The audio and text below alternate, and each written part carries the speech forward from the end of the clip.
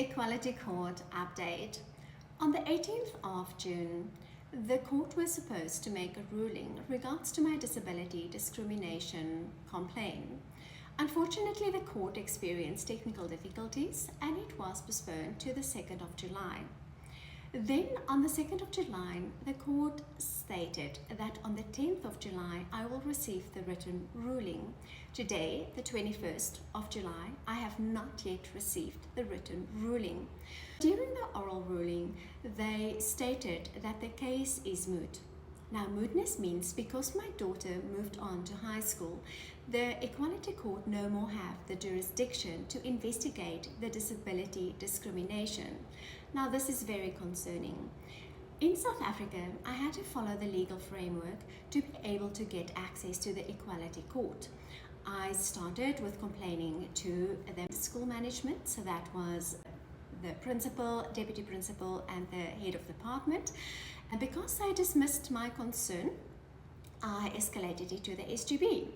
The SGB also dismissed my concern and stated that they just trust the school without actually listening to my evidence or looking at the evidence that I do have. Then I had to escalate to the district. The district also refused to look at the disability discrimination, and eventually I laid a complaint with the Western Cape Education Department. They also did an investigation without even asking me for the evidence about the disability discrimination.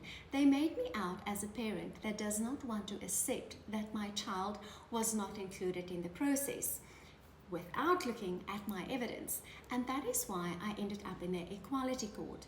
Now, mootness is very concerning because that means that schools can get away with discrimination. I have evidence that they discriminated against my child due to a speech difficulty. On 3 different occasions, they said that she was excluded because it was brought up that she sometimes struggled to speak.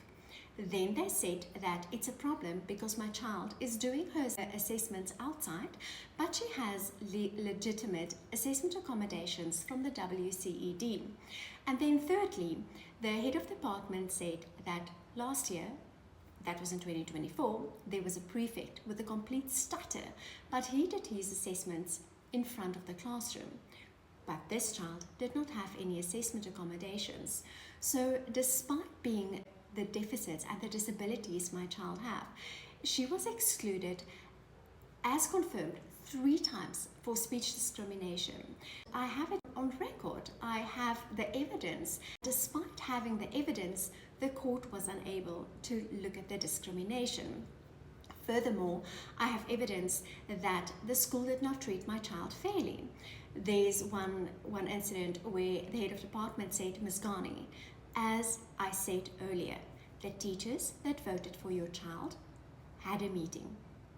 Why did my child receive a special meeting?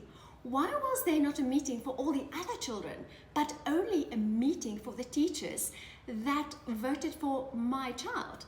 Despite all these evidence, there's 14 contradictions between my recording and the documents that the school submitted. But now the court does not have the jurisdiction to actually investigate the discrimination. What this means is that schools get away with discrimination. They get away with harming our children psychological. So let's be realistic. Any parent, when your child are being bullied by teachers or experience victimization, obviously as a parent, you always want to act in your child's best interest. So clearly, I'm not going to leave my child in an environment that is not safe for the child. But what happens is, once you remove your child from that harmful environment, the case becomes moot in the eye of the law. So that means that teachers, schools, management, principals, they get away with discrimination. They get away with unfair treatment. But it is a school's duty to create a safe space for our children. Parents drop off their children every single day at school, trusting that the school is going to act in their best interest, trusting that the school is going to be a safe place for our children. And in my case, absolutely. But then there's no accountability. So not once, despite all the evidence that I have, not once anyone was able to stood up and say, what? We made a mistake. We did not realize this was happening. No accountability, instead institutional protection. The principal was protecting the deputy principal and the HOD. Then the district protected the school. Because it is a high performing school, negative publicity can just never ever be sent their way. So institutional protection. We have to protect the school at the expense of our children. The biggest concern for me is, if this could happen to a high-performing neurodivergent child, she was acknowledged for being one of the top 3 diversity learners in the school. Top 3 of 144 learners. If she can experience psychological harm, discrimination, exclusion, differentiated treatment, my question, how safe are our other children that are not as functional as my child? How safe are our children with neurodivergent difficulties, medical disability disorders, going to school every single day, and they are not safe? This is a big concern, and I am so disappointed that the Equality Court that works with discrimination does not have the jurisdiction to investigate, to make a ruling in this matter.